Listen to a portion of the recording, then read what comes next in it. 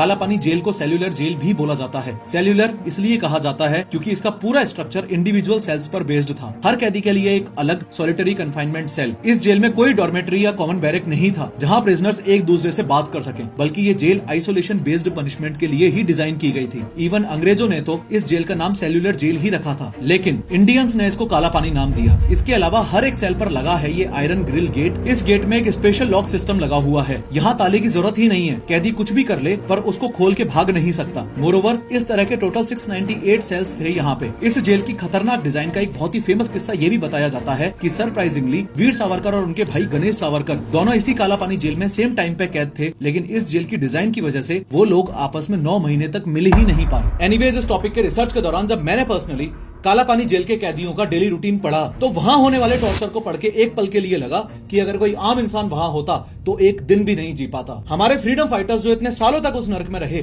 उन्हें सैल्यूट है, लेकिन अब सवाल उठता है कि वो नर्क आखिर दिखता कैसा था। उस जेल में एक आम दिन का मतलब क्या होता था, चलो आपको बताता हूँ। इस वीडियो में किए गए 3D एनिमेशन की मदद से मेरी ये कोशिश है कि आपको इस दिन का ऐसा फील हो जैसे आप खुद कालापानी जेल में हो।